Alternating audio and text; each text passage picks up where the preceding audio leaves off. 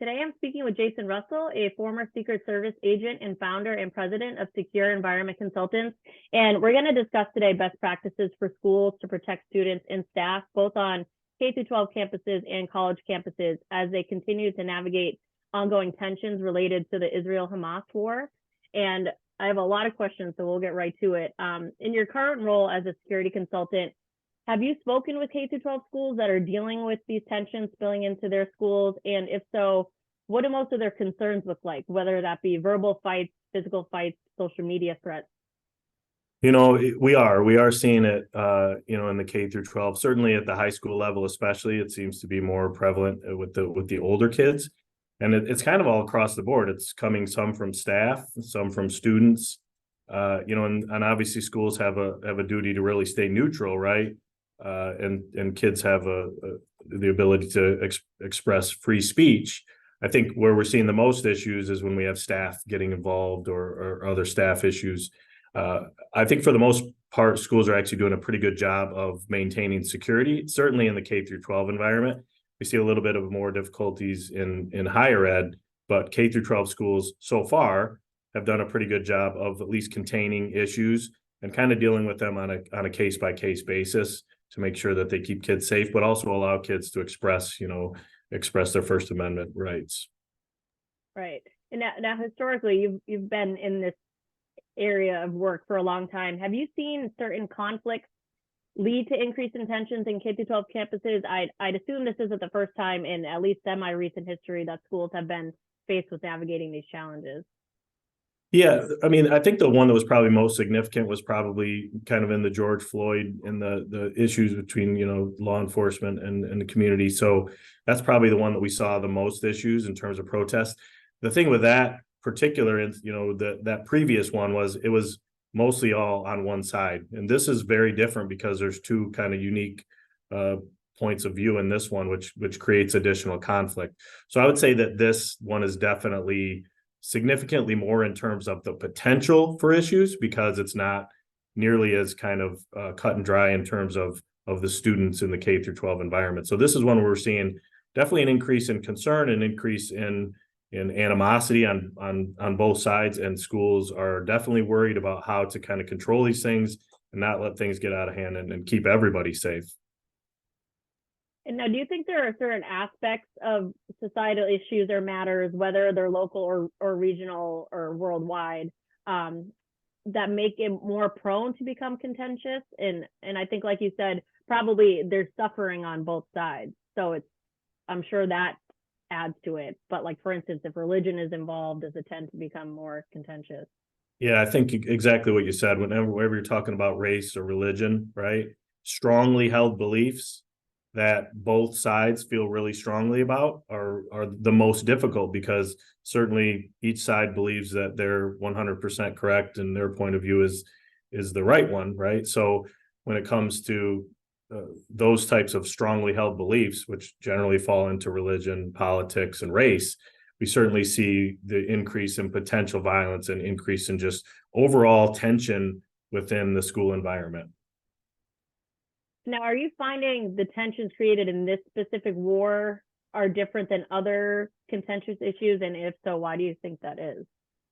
We deal with schools around the country, and I really think sometimes it's regional where we see issues, and it really depends on kind of the particular politics of that area. In some of our suburban schools, we see very little, if any, issues with this particular conflict. And then in some schools we see a lot. And that's particularly when you have large populations that sit on either side of this, particular conflict. So, particularly on the east side of Michigan, we have a large population of, Palestinians and also a large Jewish population, right? And those people are mixed in those schools, and their families are mixed in communities. So when you have those types of situations, the increase in sheer numbers of people, right, you're going to have the increase in those tensions. I think so far the schools have done a pretty good job of trying to remain neutral. Definitely at the K through 12 level, I think schools from the administration perspective have done a really good job of trying to remain neutral, but also making sure that they allow space for points of view until those points of view become a danger, right? And then we have to make sure that we're protecting everybody. Now, I know you said K-12 schools have been handling a lot of these situations well. Which is a lot, there's a lot to be learned from that, but there's also stuff to be learned from mistakes. And are there some mistakes that you've seen schools make in handling when these tensions spill on campus? They don't necessarily have to be Israel-Hamas war tensions, but something that can be applicable in some ways, maybe. I think sometimes the mistakes that are made are more perception of the people, that are taking in the information. In other words, if they don't feel like the school has come out strong enough on their side, or if they don't feel like their side of this conflict has been represented, then I feel like this, they feel like the school is not handling it correctly, right? I think the one area where I would say there's more kind of potential for issues from the school level is with staff. We see staff that are far more vocal, whether it be in the classroom or even, on their social media or things like that, where they're definitely, clearly on one side of this particular issue. That's really where we're seeing the issues most often, is because we have staff that are, certainly on one side of the issue, and that can alienate and cause fear for families and kids that may be on the opposite side. Now, that's a good question, actually, or a good segue into my next question, which was in November, a high school teacher in Queens hid in her office. I don't know if it was a woman, doesn't matter, to avoid a mob of students who were mad. I believe that she posted a photo of herself at a pro-Israel protest shortly after Hamas's attack on Israel. And you mentioned schools remaining neutral and teachers on social media. Should schools be having discussions with teachers about remaining neutral in these situations, or is this too much of an infringement on free speech? I think maybe it differs between public and private schools, as there are different governing rules. Well, I mean, I think let me say this first of all. Teachers should be careful what they're posting on social media. They shouldn't really be connected with students at all, quite frankly. There's so many reasons that it's just not a good idea. So we talk to schools about making sure that teachers have their social media on private. What they do in their private lives is their private life, but when it's visible to kids, then it becomes an issue for the school, right? In terms of, free speech doesn't necessarily extend into the classroom because they're teaching to a curriculum. And the curriculum doesn't allow for a teacher to bring in political or ideological issues, public school especially. So while everybody has the right to free speech, that doesn't mean you as a staff member or teacher have that right to free speech within your classroom every single day, because you're teaching to a curriculum that you have to teach to.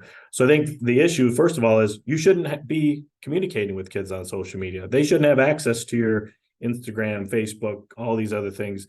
And you should understand that part of your role, part of the job that you've taken on, is to, when you're in the school environment, you're teaching to the curriculum, and in that environment, you are to remain neutral, whether you have a belief on one side or the other. I'm curious how schools have handled situations where teachers, because I'm sure there are teachers who don't abide by that rule of sticking to the curriculum. So I'm curious as to how schools handle disciplinarily if teachers do that. I think a lot of times they might not even know unless a student brings it up to their parent and the parent brings it into the school. I mean, I have two kids in school, and I know that they talk about issues in their classrooms that probably aren't within the curriculum. They don't necessarily violate any, they're not going to create any increased tension. But I think the idea is schools, first of all, should set an expectation for staff and their social media presence for any situation, regardless of, they shouldn't be seeing teachers on vacation, on a beach. They should really be very strict on what they allow teachers to share, and teachers should want to keep things private. And I think these types of situations bring it to light more than anything else, because when you have a teacher who's, at a protest or posting pictures, if you happen to be on the opposite side of that issue, you automatically are going to feel like you're marginalized in that classroom, and you're not somebody who matters to this person. So I think it's a dangerous situation to be in. Now, are there recommended practices for schools to protect teachers who might be targeted or confronted, whether they have, if they're Jewish or if they're Palestinian or Muslim, in this specific scenario? What can schools do to protect teachers? Yeah, I mean, I think what it goes back to is, we deal with kind of these threat cases all the time, where it's in a school or other environments. So I think schools have really duty to try to do the best they can to physically protect their staff when they're at school, certainly, right?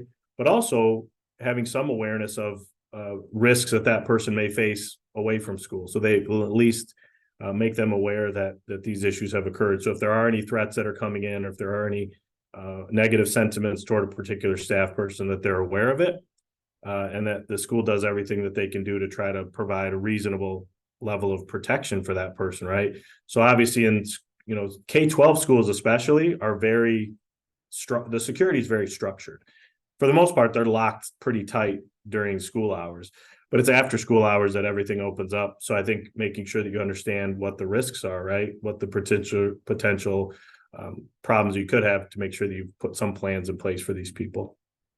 Yeah, I mean, that reiterates the importance of both students and teachers reporting potential threats, even if they feel trivial. I don't know, maybe an adult might feel silly reporting some sort of threatening comment a student might have made, but it just reiterates the importance of reporting this. That is hugely important. I mean, and even anonymous reporting is available in many states. So I think the importance of stressing that we want to know if you feel threatened, or if somebody sends you a threatening email, or if somebody makes a threatening statement or something that makes you feel unsafe. The teachers, the students, everybody needs to feel like they have a place to take that information. And then the school needs to have a plan to how to deal with that, right? What do we do once we get this information? We have to actually put a plan in action to try to determine if these threats are viable, and if they're real. And if they are, then we need to try to take some action to help, bring in law enforcement, or bring in whatever we need to do to keep these people safe and secure. And now, kind of switching gears to protecting students, there was another instance where a 9-year-old Palestinian boy was punched in the face. How can schools be proactive in protecting students who, like I said, might be prone to confrontation during these current times?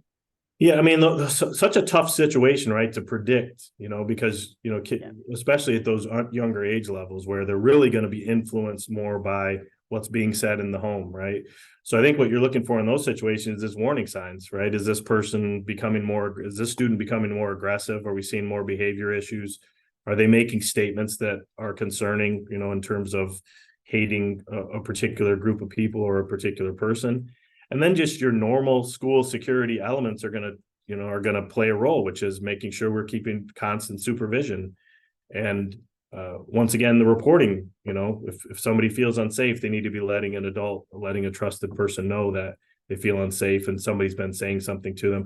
And unfortunately, now we may need to push that down to younger age levels, because we are seeing increased threats of violence, even in the K-5 area, which we didn't typically see probably 10 years ago.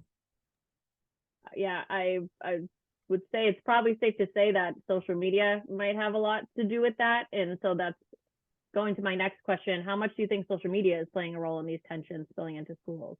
I mean, I think it's almost all of it, right? I mean, I think social media plays such a role in these kids' lives from an early age, and that's really where they get their information, right? Younger kids get their information from their parents, the social media, and as kids get older, their information comes more and more from their peer groups and from social media. So if your peer group and the social media that you tend to watch or pay attention to is giving you particular ideation, then you tend to follow that and you tend to believe it, right? I think that's the important part for schools to understand, is that really that focus on staying neutral. If you are having discussions on this from the school's perspective, it needs to be as close to neutral as possible, because it's really important that the school doesn't make one side or the other feel marginalized or concerned with their safety. Yeah, I mean, the younger they are, obviously, the less likely they are to understand that not everything they see or read is true or accurate. And I think it's important to emphasize that. And then a loaded question that I'm sure we could talk for a very long time about, but do you have recommended best practices for handling staged walkouts or in-school protests related to the war? Obviously, I'd imagine there are different approaches in violent versus non-violent situations, but do you have any overall recommendations for handling that? Yeah, I mean, I think schools need to be prepared for those situations. They should have plans, quite frankly. When we work with our districts, we talk to them about preparing for protests, both inside the school, outside of the school, and how they can allow for expressions of free speech and allow for those types of protests without creating increased safety issues. Once there is once safety issues start, once there's threats, once there's violence, then it becomes a whole different issue. Now you're dealing with the school emergency, right? So really work hard for our districts to understand kind of where that line is and how they can optimize the chances of a protest not becoming violent, right? So by creating space, by providing security, like making sure that people know where they can be and where they can't be, setting up perimeters, or setting up some rules, but also allowing for that space for that free speech to happen. Free speech doesn't allow for threats, though, right? So once you cross the threshold from free speech to threatening speech or violent speech, now we're no longer in a protest situation, we're in a threat situation. So we really work with our schools to understand, okay, where is that line, right? When have we crossed over from something that's just a peaceful protest into something that is either trying to start violence or is violent, right? And making sure that they know, okay, now we need to deal with this in a different way. And that may require bringing in law enforcement. But I think it's important for schools to have some general framework of a plan that they would be able to deal with a protest. Yeah, I mean, like with COVID, or like you mentioned previously, the murder of George Floyd, schools have to learn from these challenges and update their response plans to reflect those lessons learned. And are there resources out there to help them do this regarding tensions in times of war? Obviously, they can use your company too, but any other resources you can point to? I think the resources that I would look for are reputable nonprofits that provide schools with ways to talk to kids about these issues in a neutral fashion, right? So on the security side, I think schools need to really look at their plans, work with their local law enforcement. If they have consultants, work with their consultants, and have plans and do what we call tabletop, which is really work through your plan, put yourself through some scenarios to see how your plan would actually work and to make sure that what you're doing is appropriate. But I think for the education side of it, really looking and finding good neutral information that if they have to communicate about these situations, that they're communicating in a neutral way. And the unfortunate reality is it's really hard to find completely neutral information. It's extremely difficult to find because it seems that everything is skewed in one direction or the other. So I think schools really have to be careful at what they're presenting. I think talking about current events is certainly important, right? But the way you talk about them needs to be very delicate because you don't want to increase tensions or increase issues. Schools probably used to be able to kind of sweep some of this stuff under the rug in that they didn't have to really discuss it with students. But like we said, between social media and kids having access at younger and younger ages to information, you kind of need to address it, obviously in age appropriate manners. You're not going to speak to a 7-year-old the same way you're going to speak to a 17-year-old about it. Definitely. I mean, I think that's the struggle that schools are finding right now is it's really difficult to figure out a way to do it correctly. And so schools would probably rather not do it at all, which I don't necessarily think is a good idea either, because then you just get these two camps forming that have such strong beliefs that the tension just begins to build. I think schools in some ways could model how to bring groups that have completely different points of view, figure out ways to get those groups to have a reasonable dialogue about their points of view. The unfortunate reality is it's very difficult to do. And because this issue is so contentious, I think schools want to avoid even the potential of bringing it up if they can avoid it, right, at any cost. They want to focus on education, which, I mean, I want my child to go to school and be educated. I don't necessarily want them going to school every day for a political debate. I think that there's some value to current events, but we also have to teach math and science and all the other things that are important. Yeah, teachers have and administrators obviously just have so much more on their plate than and expectations than they used to have. And, they're kind of in a tough spot because you're damned if you do address it, damned if you don't, because you're going to get angry parents no matter what, however you choose to approach it. So. Yeah, I mean, schools have to recognize that no matter what you do, you're not going to be 100%. It's not going to be 100% received well. And that goes for honestly anything that school administrators do. In many ways, as you described it, which is it's just we put more and more and more on our educators.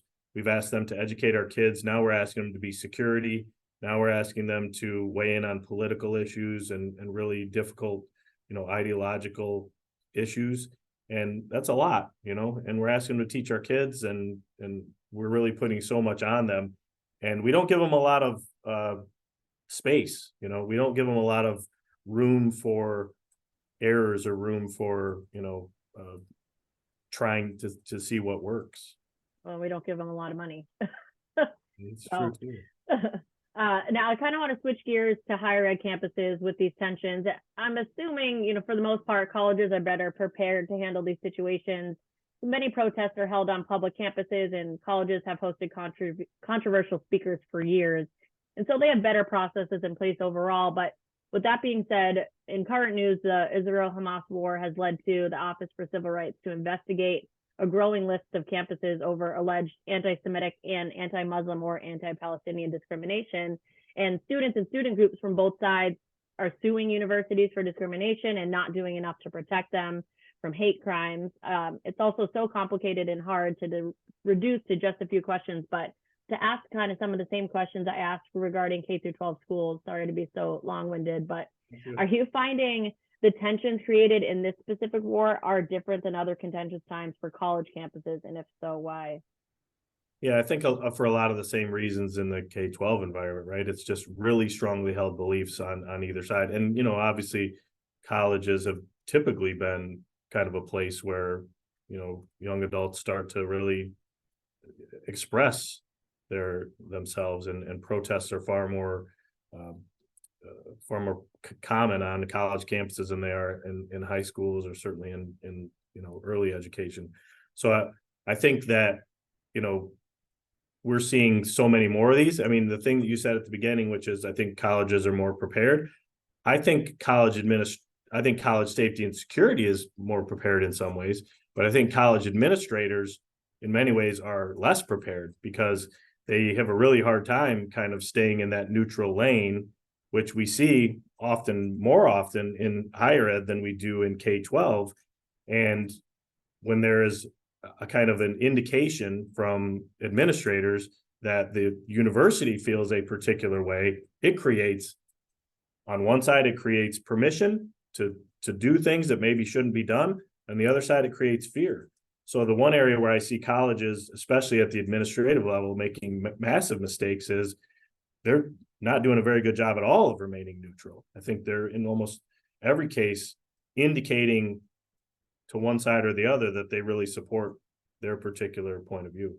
You mentioned mistakes. Are there any other mistakes you've seen colleges and universities making in recent months when it comes to handling these tensions? I think the staff at colleges and universities is the same thing, right? So we see a lot more free, open expression of a particular ideology or a particular stance, far more than we do in the K-12 environment. And that creates situations for students where they feel unsafe, dealing with particular staff members. So once again, I think it's important for universities to express that what you do in your personal life is appropriate. You can do whatever you want, but when it impacts the feeling of student safety in your particular class or on this campus, then it crosses a line that we cannot allow you to cross. So I think we see, as you mentioned, school security, higher ed schools, police and security do a really good job because they've dealt with this, right? This is not uncommon. There's protests all the time in higher ed campuses, but from the staff, the staff, and from the administration, I think those would be two groups I would point to that I think have handled this terribly, quite frankly. They haven't done a very good job at all of staying neutral, haven't done a very good job at all of trying to avoid making people feel marginalized on their particular campus. Now, on the flip side, are there examples you've seen of colleges taking the right approach to handling these protests? The funny thing about that is you don't hear about those campuses, right? So there probably are a bunch of them that are doing a fantastic job, but we're not hearing about them because nothing is happening, right? We're only hearing about the places that, quite frankly, are doing things incorrectly. And the reason we hear about them is because something goes wrong. There's violence, or there's, lawsuits, or there's something that happens. So I would venture that a good portion of our campuses are doing a really good job of trying to remain neutral, trying to allow for space but also setting up kind of guidelines, and some structure. We're only hearing about the ones, quite frankly, that aren't really doing a very good job of this, and that's why we hear about them. Right. Now, are there recommended practices for college campuses to keep protests and demonstrations peaceful, whether that be, we've seen some campuses do formal classroom debates, some have done moderated panel discussions, or like maybe having dedicated time each day where students can demonstrate? Are there good practices to follow? I think allowing for a structure, right, so that things are planned and organized, which allows you to put security in place and allows you to do some additional things to increase safety. So certainly to the extent that these can be organized kind of, protests or discussions, that allows for planning for safety. The issues become when they're not planned or organized and they're kind of spontaneous. And then we see issues because we haven't really had time to plan for this. We don't really have the security in place to really deal with this. Yeah, I mean, people feel respected and heard if their school is saying, okay, we hear you, here's what we're going to do to help you get your opinion and voice out there, and putting the security in place obviously is important. Similar to the K-12 question I had, what about recommendations for protecting students and faculty who might be targeted victims of hate crimes related to the war? One of the things that I don't see schools almost at any level, unfortunately, focus on is teaching staff how to de-escalate situations. So we teach de-escalation training, right? And it's really a mixture of both verbal and nonverbal. So it's identifying threatening nonverbal warning signs. It's identifying, speech that could, potentially be threatening, and how to deal with that in a way that, allows you to kind of pull some of the emotions out of the interaction to reduce the likelihood for violence. We talk to organizations and schools all the time, and communication is, it's about 80% of what we do as human beings. We're communicating in some way, either verbally or non-verbally. We don't almost ever train people how to communicate better, right? How to communicate, even in issues that are contentious. How do we do a better job of not alienating the person we're talking to, make them feel threatened? So one of the things that I would strongly encourage schools to pursue is de-escalation training for staff. How do I use my words and my nonverbal communication to better communicate with people and not make them feel threatened? That's probably one of the main recommendations I would have. Yeah, I mean, professors and staff are obviously the ones that are face to face with students every day, and they kind of get to know their students and have a baseline of what their personality is, and so they're the ones probably best suited to be able to say, you know what, this person has been very agitated lately, or whatnot. They're the ones that are able to recognize that before anyone else, really. Yeah, we always talk about when we're looking at, students' changes in behaviors, right? What is the baseline for this student?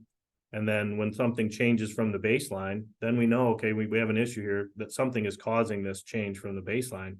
And part of our role as adults and educators is to figure out what is that? What is causing this stress? What is causing this anger or this fear, right? And then we try to find out what it is and try to reduce that for kids. And even young adults, even up through college age, we really need to focus on trying to identify when kids are struggling.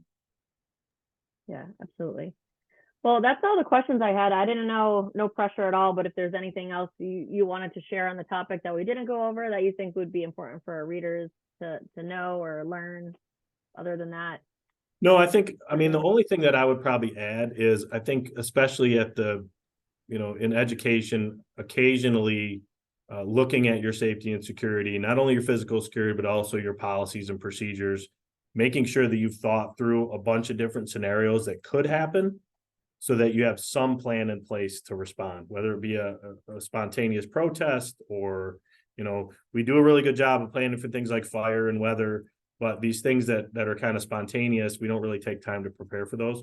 So we always encourage schools to have, assessments done, assess your current security and your emergency procedures and your plans for a variety of different events. Make sure you have something in place that should something bad go wrong, you can respond appropriately and you've thought about it before. So that would probably be the only other thing I would recommend.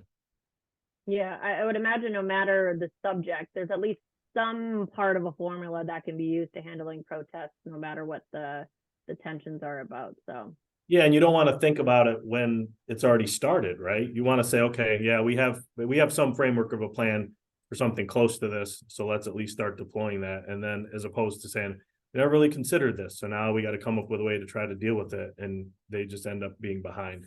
So that's probably one thing I would stress.